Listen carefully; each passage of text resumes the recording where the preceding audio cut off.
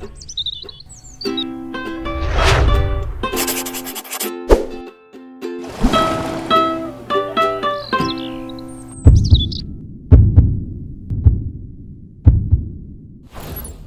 noite a todos. Hoje, exatamente 17 de junho de 2026, estamos nós reunidos para estudarmos a obra Luz Acima. Bem acima. Nós vamos retomar, né? Na verdade, já iniciamos um capítulo de número 9, intitulado Apontamento do Ancião. Então, o que esse ancião está nos falando? Porque tudo começou com Humberto de Campos falando de como ele é tratado, uma vez ele jornalista já desencarnado, e como fica a conversa aqui na Terra sempre com uma humilhação muito grande, e ele está um pouco chateado. Então ele vai conversar com esse ancião, e o ancião responde de uma forma, trazendo o maior exemplo de todos e o homem mais perfeito que já viveu aqui na Terra, que é o nosso Senhor Jesus Cristo. Então, o ápice da perfeição, o modelo e guia da humanidade, cada comportamento dele, o ancião traz a resposta de uma sociedade. E não custa lembrar, nós, os terrícolas, temos que ter consciência. A obra Carta de uma Morta veio para trazer isso de uma forma bem clara. É a única obra que fala de forma tão direta a nossa posição. Então, o que a obra diz? Do universo, o planeta Terra é um dos piores. Resumindo, é isso. É um dos piores, é onde tem a maior concentração de pessoas egoístas e orgulhosas. Então, nós temos que pegar essa informação e saber a nossa condição. É por isso que é tão difícil convivência na Terra. É por isso que nós temos tanta desavença dentro de casa, inclusive, porque nós somos egoístas, orgulhosos e vaidosos. Não conseguimos amar nem aqueles que nos pariram, nem aqueles que nos alimentaram, nem aqueles que correm o mesmo sangue dentro da própria casa, por conta do nosso egoísmo. Quantas vezes nós somos maledicentes com os nossos dentro de casa? Então, nós temos que entender a nossa posição patológica, o nosso processo de evolução. Então, nós somos criaturas que precisamos lutar muito contra esses dois monstros que estão dentro de nós: egoísmo e orgulho, ok? Então, essa é a classificação do nosso planeta. Então, uma vez vivendo com esse grupo de seres adoecidos, a gente tem a vinda do nosso Mestre Jesus, que não só ensinou, mas exemplificou no dia a dia dele o que é uma conduta de amor. E tudo que ele fez, nós bem sabemos o que ele recebeu de troca. Então, esse texto, ele vem justamente trazendo isso, mostrando a atitude de Jesus e a crítica da humanidade. A atitude de Jesus e a crítica da humanidade. Então, se fizeram isso com Cristo, nós queremos que faça o que conosco? Então, não devemos esperar reconhecimento, aplausos, gratidão, nada. Tanto é que crucificaram ele.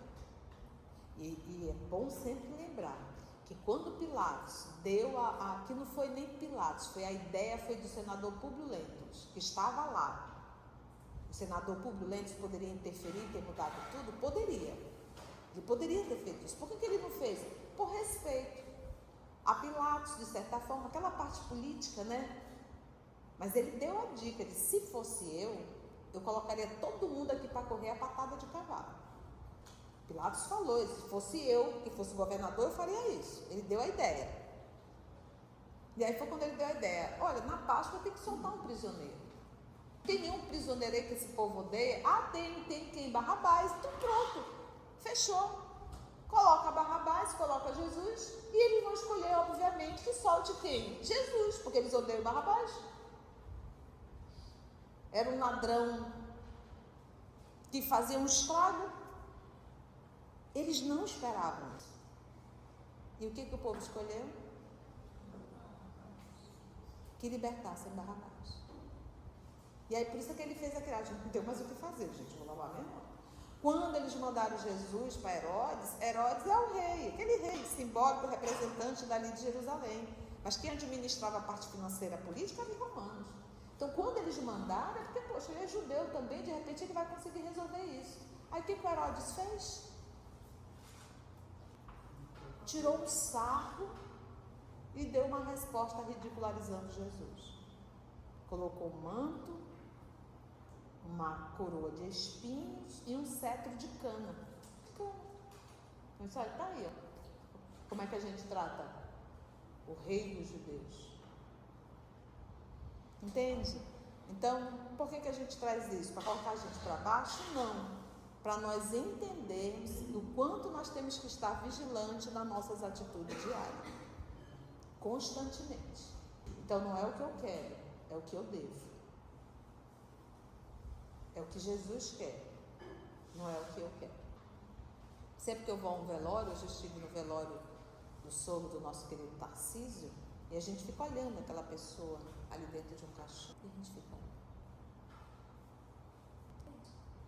No final, é isso. Todos nós. Vamos orar? Que nós possamos, divino amigo, com essa breve introdução, entendermos o imenso amor e tolerância que tens junto a Deus para cada um de nós. Filhos, irmãos rebeldes, filhos e irmãos orgulhosos e prepotentes, que acreditamos muito mais na nossa verdade medíocre do que na verdade divina. Dá-nos força, Senhor, força e sabedoria para reconhecer os nossos erros e coragem para modificar. Que nessa noite o Senhor possa se fazer presente, nos amparando, nos inspirando e nos conduzindo, Senhor. Porque todos nós aqui estamos em Teu nome.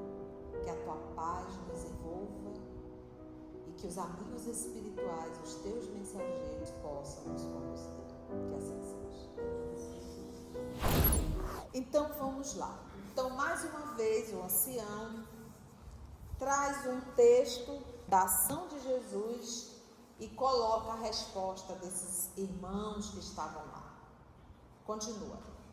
Por aceitar a consideração afetuosa de Maria de Magdala, murmuraram os maledicentes. O que eles falaram? Não consegue nem mesmo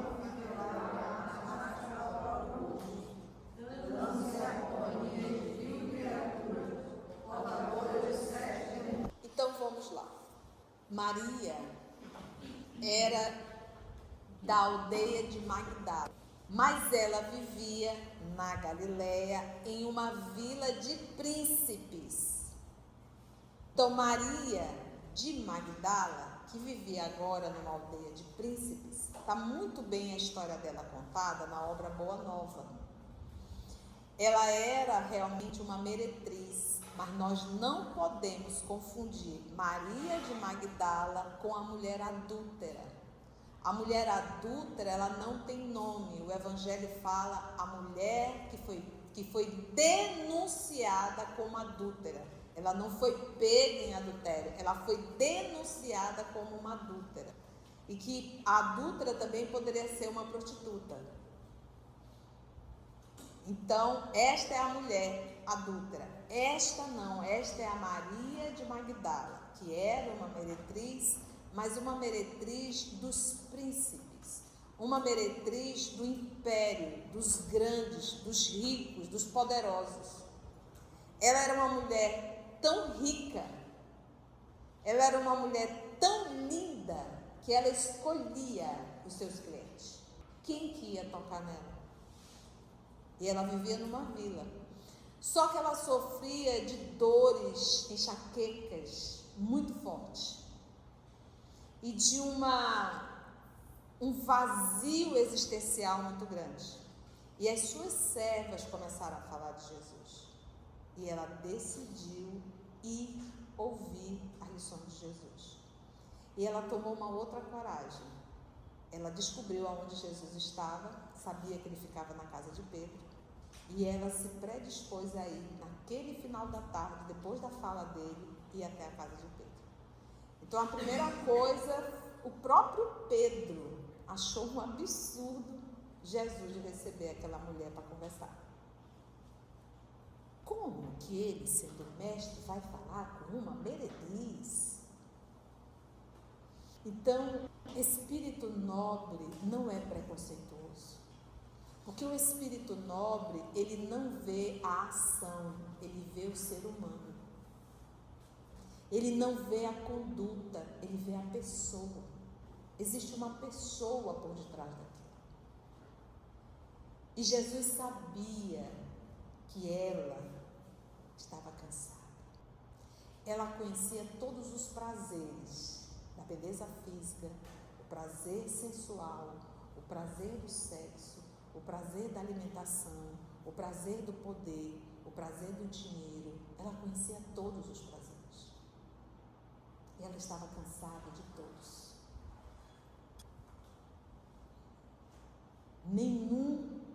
Nenhum trouxe a ela felicidade. E ouvir Jesus trouxe a ela felicidade. Então o medo dela foi muito grande em procurar Jesus, porque ela acreditava que ele iria renegá-la, não recebê-la. E para surpresa dela, diz Humberto de Campos na obra Boa Nova, quando ela entra na sala de Pedro, ela vê o perfil dele, porque não tinha energia, né? Então eram aquelas lamparinas e aquela claridade bruxulenta, né? Ela consegue ver o perfil e aí ele já diz, Maria. Ela já se assusta. Mas o Senhor me conhece? O bom pastor conhece todas as suas ovelhas. O mais lindo desse encontro, dessa conversa, que ela fala, o próprio ventre, o maior desejo dela era ser mãe, ela não tinha, ela nunca foi mãe. E Jesus fala para ela da maternidade maior de todas, que é amar os filhos que nós não parimos. Amar o filho que nós parimos é instinto. Deus já conduz a gente para isso. Mas amar os filhos que nós não parimos, isso torna uma mulher muito maior. Eram os filhos do Calvário. Então é um diálogo lindíssimo que Jesus tem com Maria de Magdala. Agora o que é mais lindo? A partir daquele diálogo, a partir daquele encontro, ela mudou. Então diz Emmanuel, entre ela e o apóstolo Paulo, ela foi a que mais se violentou. Por quê? Porque Paulo não conhecia os prazeres sexuais. E ela conhecia. Então Paulo não lutou contra isso, porque ele não conhecia, ele era um homem casto. Continuou, ela não. Então quando você conhece e sublima, é muito mais sacrifício. E ela é uma menina jovem ainda. Então diz Emmanuel que entre os dois, ela foi aquela que mais, e ele usa esse termo, se violentou. Então, a partir daquele momento, Madalena se transformou. Foi ela que pegou aquele perfume caríssimo, que era um óleo, uma essência que ela usava, que ela se perfumava para atender os clientes dela. Caríssimo. E foi ela que pegou aquele óleo, aquele perfume, foi até a casa de um dos seus clientes, e Jesus estava fazendo a refeição. Ela chegou por detrás, porque ele sentava e colocava os pezinhos para trás, porque não tinha cadeira, né, gente? E ela ali por detrás joga aquele óleo nos pés de Jesus e com as suas lágrimas ela enxuga com o próprio cabelo. E Pedro disse, Senhor, a gente pode pegar esse óleo e vender e dar a comida para os pobres, Senhor. Pobres sempre tereis. Amém. Então essa mulher mudou totalmente. É isso que é a diferença. Então, quando ela conversou com Cristo, ela verdadeiramente conversou com Cristo e se transformou em uma outra mulher. É isso que nos falta. É encontrar Jesus e mudar. E muitas vezes se violentar. E ele sabia que ela estava pronta para aquilo. Por isso ele parou para conversar com ela. Então, quando é que a gente está pronto? Quando a gente já cansou. Enquanto nós sentimos prazeres no poder, no dinheiro, no ter, no falar, enquanto isso nos traz prazer, não tem mudança. A mudança só ocorre quando chega nesse nível de Madalena, quando ela já percebeu que nada disso faz sentido. Que nada disso preenche. Então ele atendeu Madalena. Aí vem aqui, ó. Por aceitar a consideração afetuosa, o carinho dela. O próprio Pedro passou e olhou. Aquele olhar de: o que essa mulher está fazendo aqui? Jesus está falando com ela. E nenhum dos discípulos, depois da crucificação de Jesus, aceitou a presença de Madalena. E quem foi a primeira pessoa a ver Jesus? Madalena. Foi a primeira. É como se fosse um prêmio por tanto sacrifício e fidelidade. Ela foi na madrugada. Ela foi porque era costume novamente passar o óleo no corpo de Jesus. E quando ela chegou, a pedra tinha sido movimentada e o corpo de Jesus havia desaparecido. Foi a ela. Nem a mãe dele, foi a ela. E foi a primeira coisa que o discípulo questionaram: mas como? Parecia justamente para ti. Só voltou a dizer: uma prostituta? Por que ele não apareceu com a mãe dele? Porque eles não acreditaram. Maria se aproximou e disse: eu acredito, meu filho. E aí é quando Cristo entra e diz: Tomé. Que Tomé pulou e disse: eu só acredito se eu tocasse nas feridas de Jesus. Aí é quando Jesus se materializa. Imagina a cena: materializa e diz assim: pois toque, Tomé, minhas feridas. A gente diz: mas tia, pode? Gente, a gente viveu isso com o Peixotinho. A filha dele, Alcione, é Alcione mesmo, não é Alcione. Alcione conta isso, você vai no YouTube. Quando o pai dela faleceu, ele muito magrinho, a mãe catou ele no braço, levantou os filhos, 9 filhos. O filho foi assim: o passarinho se libertou da gaiola. Ela teve uma crise e começou a gritar, a chorar. Ela disse: meu pai se materializou ali na nossa frente, olhou direto para mim e disse: não perca em 1 minuto o que eu passei uma vida inteira lhe explicando. E aí desapareceu. E ela engoliu o choro. Vai perder tudo. Eu disse: passei a vida inteira falando de espiritualidade e agora tu quer dar esse explique? Então Jesus se materializou e olhou ali para Tomé e disse: pois toque, Tomé, em minhas feridas. E quantas aparições Jesus não teve? Então, quantas vezes afetuosa de Maria de Magdala e murmuraram os maledicentes, aquela fofoca baixinha: e tu viu? Oh, Jesus com a prostituta!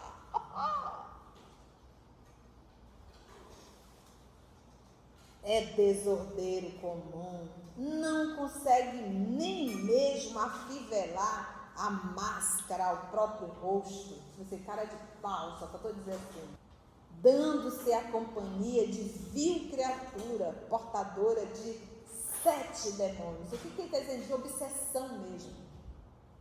Porque ela tinha dores de cabeça, ela gritava, com as enxaquecas dela. Era muito sofrimento. E que sofrimento era esse? Era o sofrimento moral. Muitas vezes as nossas dores físicas são dores morais que a gente carrega. E a gente mesmo destrói o próprio corpo.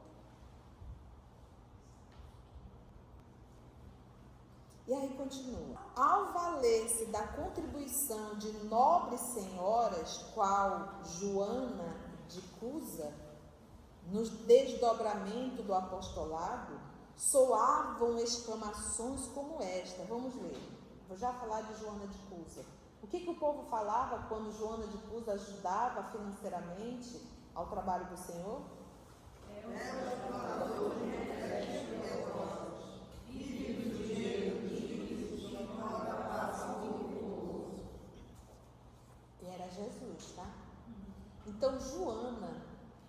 era esposa de um funcionário de Herodes, que era o senhor Cusa.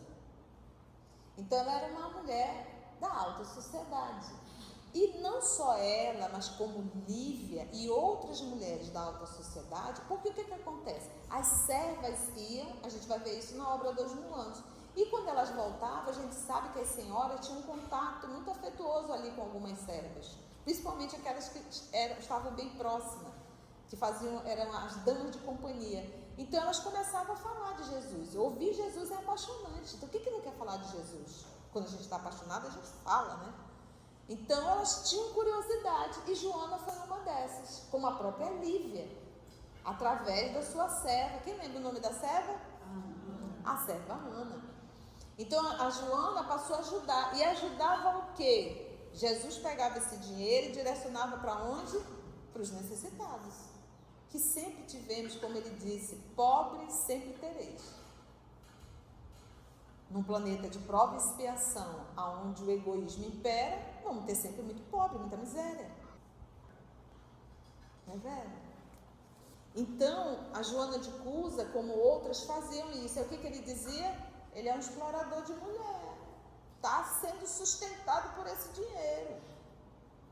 Por que tudo isso, gente? Para a gente lembrar, se falam mal de Jesus, que faz tudo certinho, imagina nós que não faz tudo certo. Vão falar mal da gente.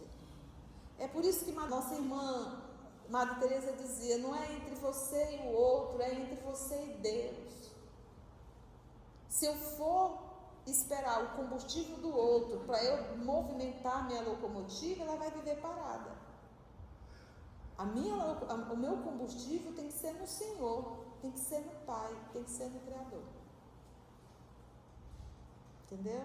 Aí ele diz, ela diz, então, ao valer-se da contribuição de 9 senhoras, qual a Joana de Cusa, no desdobramento do apostolado, o povo exclamava como esta, é um explorador de mulheres piedosas, vive do dinheiro dos ricos, embora queira se passar por um virtuoso.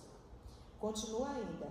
Porque se demorasse alguns minutos junto de publicanos, pecadores, a fim de ensinar-lhe a ciência de renovação íntima, acusavam-no sem compaixão. Aí para pensar, qual era o serviço do publicano? Quem eram os publicanos?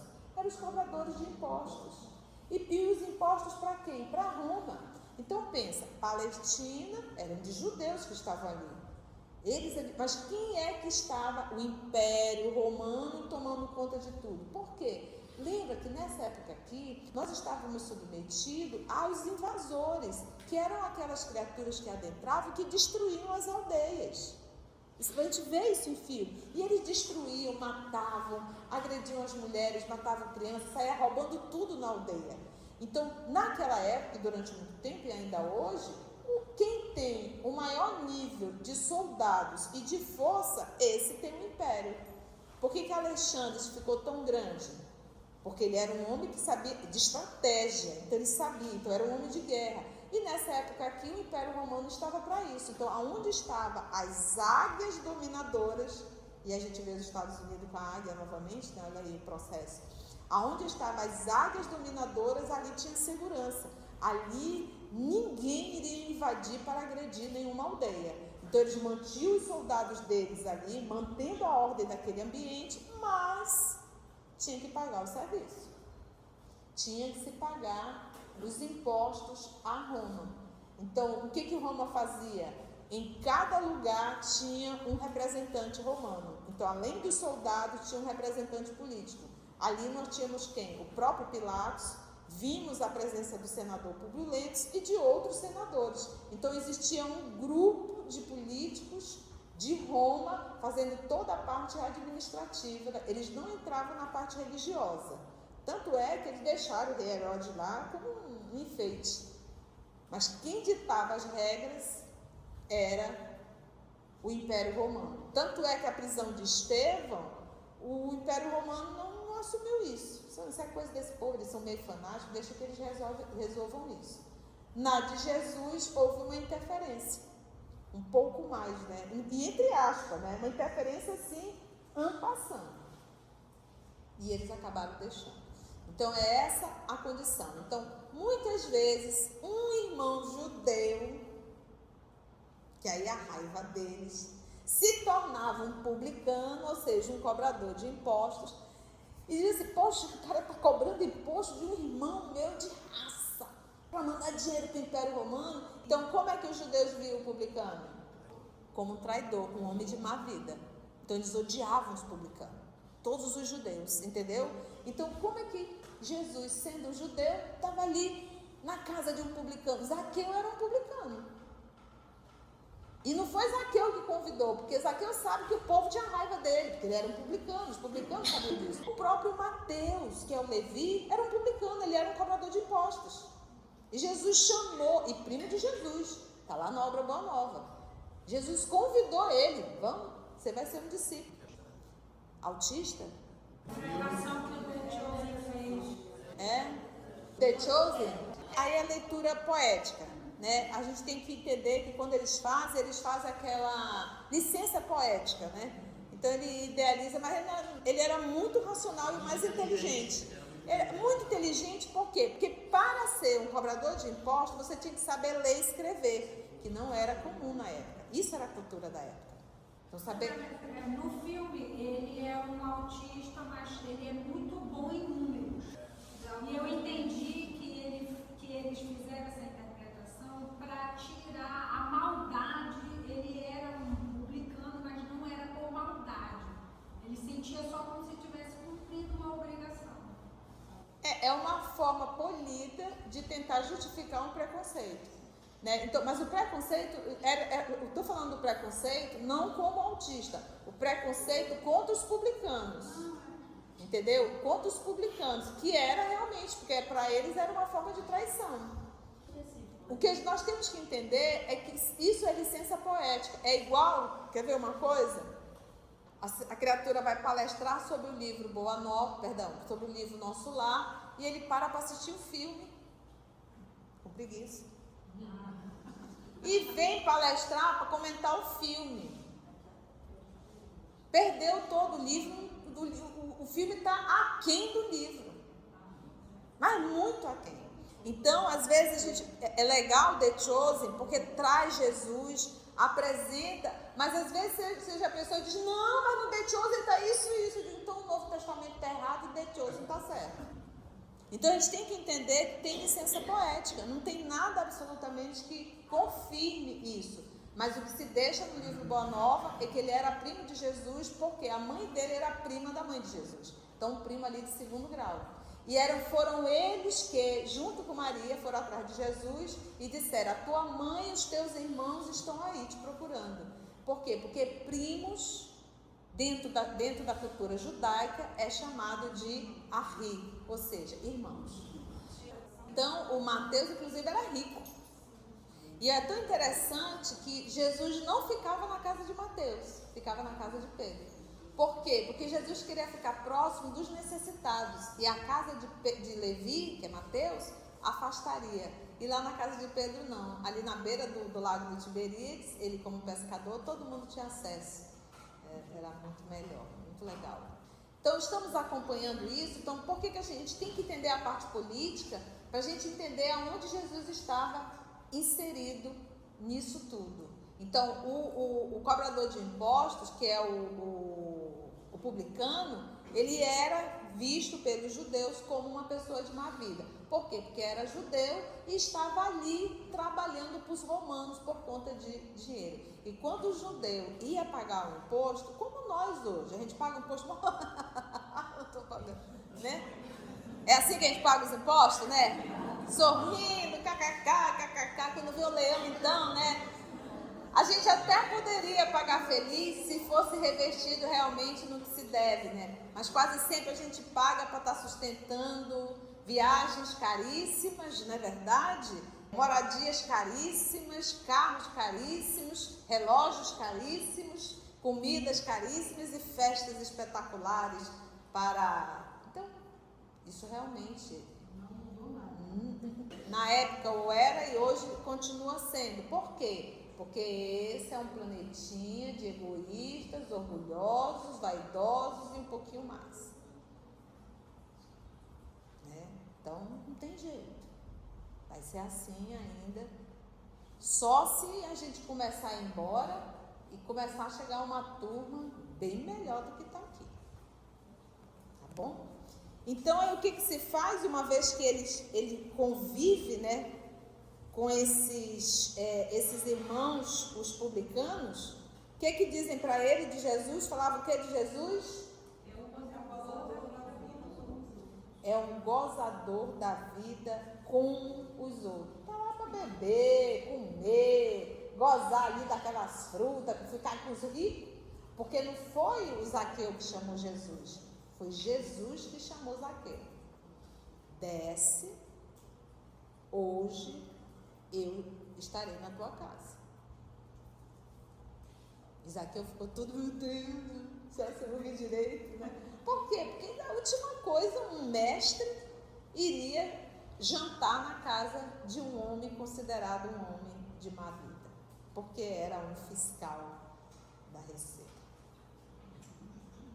Se buscava paisagens silenciosas para o reconforto na oração, gritava-se com desrespeito, que é outro ponto. Então Jesus se afastava, e isso foram poucas vezes, para orar. E gente, se Jesus precisa aquietar a mente, imagina nós. A gente precisa sossegar esse coração.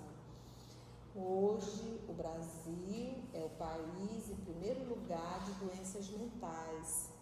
E ansiedade, nós estamos em primeiro lugar. Pega o teu telefone, se o teu telefone já estiver na velocidade 2, para te ouvir todas as mensagens velocidade 2, isso já é um sinal perigoso de adoecimento. Você não consegue esperar uma mensagem de 30, 40 segundos, 1 minuto e 30.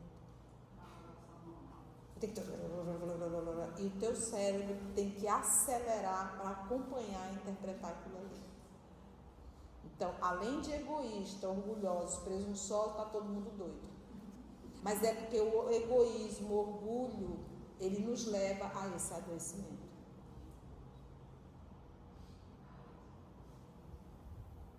Entendeu? Então, como ele diz aqui, olha, é necessário o silêncio.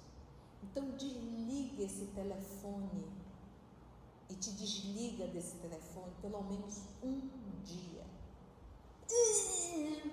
Vai morrer e vai ter que se desligar dele. Não vai chegar uma hora que a gente vai ter que se desligar desse trem? A gente precisa treinar. O Zé está me olhando, né? Porque eu falo, meu filho, larga esse telefone, né? Meu filho, larga esse telefone. Porque a gente fica quase um zumbi.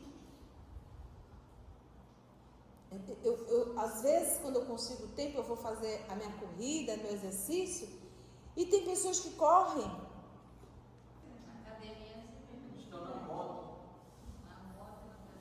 Então a gente percebe o quanto nós estamos desconectados da realidade. E estamos nos adoecendo. Então Jesus buscava isso. Tem uma passagem no Evangelho que diz assim: e Jesus se distanciou para orar. E aí está lá como Jesus orou: afasta de mim, Pai, esse cálice.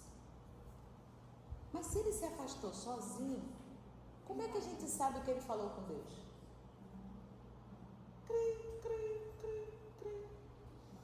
Licença poética. E a gente projetando, né? A projeção. Eu projeto no outro aquilo que eu acho. É uma leitura minha. Por isso, quando alguém fala disso, é a sua leitura. Então ele projetou, mas Jesus foi sozinho. E ele dizia: eu vou estar com meu Pai. Lembra nesse momento que ele sabia que os soldados estavam vindo e que Judas estava vindo junto para dar o beijo. Porque não tinha Instagram para ver a foto de Jesus. Olha, esse aqui é Jesus.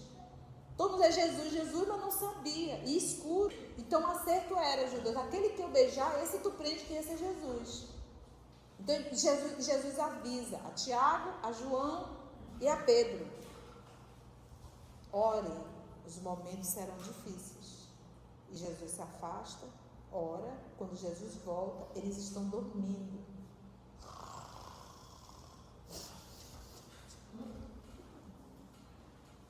E para eles terem dormido, a oração de Jesus não era amém, era uma oração. Jesus volta. Estou ensinando para eles como é que passa pelas provas e eles dormem. O que Jesus está dizendo? Quando a coisa começa a apertar, que a gente sabe que vai apertar, ore. A oração nos ajuda tanto.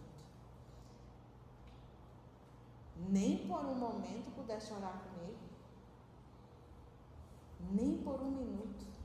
E o Emmanuel diz, comentando essa passagem, esse versículo, que uma encarnação é um minuto.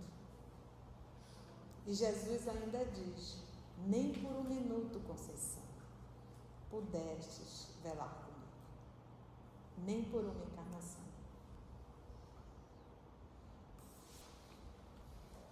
Este é um Salvador solitário, orgulhoso demais para ombrear com o povo. Só porque ele saiu um momento, um minuto, se distanciou para fazer a prece dele, julgavam ele como um homem que fugia do povo, que era um Messias solitário, que gostava só de estar sozinho. Como se aproximasse da samaritana com o propósito de a socorrer a alma, indagou-se com malícia. Então vamos lá. Respondam para mim esse encontro, nós vamos parar aí que nós vamos comentar esse encontro de Jesus com a samaritana. O que os fofoqueiros falaram? Que fazer com companhia de mulher, ok, então vamos estudar. A Palestina ali, antiga, ela foi dividida em 12 tribos. Todos eram da mesma nacionalidade, hebreus. Todos eram hebreus. E eles dividiram ali em 12 tribos. Só que houve ali uma guerra, uma discussão entre eles. Então, eles se dividiram. 10 tribos para o norte e se autodenominaram samaritanos. 2 tribos para o sul e se autodenominaram judeus. Mas todos eram hebreus. Como se fosse assim, todos eram brasileiros e se dividiram. É como se o sul se dividisse do norte e o nordeste. Sul e sudeste para um lado, norte e nordeste para o outro. Pois é. A gente tende a tentar repetir os erros. Então, eram 12 tribos, então se dividiram. 2 tribos para o sul, 10 tribos para o norte. A do norte se autodenominaram samaritanos, criaram um monte, um templo Gerazim, e disseram que Deus estava lá dentro. A tribo do sul construiu um templo Sião, em Jerusalém, e disse que Deus habitava lá dentro. Então, ele discutiu, Deus está aqui, Deus está ali. Alguma diferença para hoje? Cada religião dizendo que Deus está lá com eles e os outros não estão? No espiritismo é coisa de demônio, Deus não está lá não, né? E a pessoa começa a achar que Deus está sempre ali dentro. Então, isso é muito antigo. Então, o povo samaritano odiava o povo judeu. E o povo judeu odiava o povo samaritano. E por que vários casamentos, vários esposos, né? O que acontece? O esposo é Deus. Deus é o esposo, Jesus é o noivo. Dentro dessa simbologia. Prostituição, no Velho Testamento, é quando você adora outros deuses. Toda vez que você adora outros deuses, isso é considerado prostituição, porque você traiu o seu esposo, que é Deus. Estamos juntos aí? Então, esta samaritana, ela já tinha adorado vários outros deuses. Por isso que Jesus diz, e esse com que tu está ainda não é. Aí ela diz assim, estou vendo que o Senhor é profeta, né? Então, você vê que ela fala de casamento, ele fala de casamento, e ela vem assim com uma história. Então, está falando justamente nessa adoração. Então, Samaria acabou se tornando muito politeísta, adorando vários deuses. É tipo assim, qual é a religião que traz mais dinheiro? Hein? Aquela ali, aí eu vou para aquela. Qual é a religião que garante que eu vou ter saúde? Aquela ali, a gente está barganhando com Deus. Quantas vezes a gente não vai para uma religião? Quantas vezes a gente se afasta de uma religião porque o Deus daquela religião não atendeu o que eu queria? E a gente sabe que isso é milenar, a troca. Eu vou com Deus tal, porque o Deus tal, dentro do politeísmo, vai me dar isso. Eu vou com Deus tal, como que a gente pode transformar Deus em um homem que eu vou barganhar com ele? Olha, Deus, eu estou fazendo isso aqui, hein, Deus? Senhor, se tu me der aquilo, eu vou dar 10 cestas de básica. Então, a gente está tão pouco dessa cultura. Então, Jesus precisava falar com a Samaria, representado por aquela mulher, a samaritana. Por isso é que ele diz, eu preciso ir pela Samaria. E é tão interessante que ninguém quis acolher eles, porque eles eram judeus. Pela vestimenta se percebia. Então, ele disse, não, ninguém vai não. E aí João, o evangelista, bravo, ficou chateado. E a regra era, se você não acolhesse um peregrino, cairia raio sobre sua casa, né? Então, por isso que o João disse, Senhor, queres então pedir a Deus que caia raio sobre a Samaria, né? E é tão interessante que depois desse encontro, quando Jesus então em Jerusalém, que o doutor da lei pergunta o que ele poderia fazer para adquirir o reino de Deus, né? Depois ele pergunta quem é o meu próximo, e Jesus conta a parábola do samaritano. E dentro dessa parábola, quem foi o homem que teve uma atitude nobre?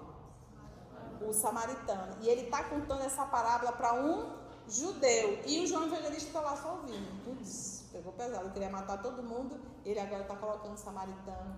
Então, um Cristo, nosso Mestre Jesus, não perde tempo. Nenhuma palavra dele está solta. Tudo está interligado e tudo tem grandes lições. Então, ainda hoje, Jesus olha e diz, nem por um minuto pudestes velar comigo. A gente ainda continua dormindo. Foi bom, gente? Esses textos são maravilhosos. Eu amo falar do Novo Testamento, eu amo, porque eu me sinto lá dentro. E me faz muito bem falar do Evangelho, né? Então, vamos dar essa parada aí, nessa passagem da Samaria. Alguma pergunta, alguma colocação? Foi bom, Marcinha? Tão bom, né? Falar de Jesus, o amor de nossas vidas, né? Se você chegou até aqui o final, deixa seu comentário. É muito importante a gente poder ler o teu comentário. Não esqueça de curtir para que possa divulgar a página. Dá o seu like, né? E, se possível, faça a sua inscrição no nosso canal e toca o sininho.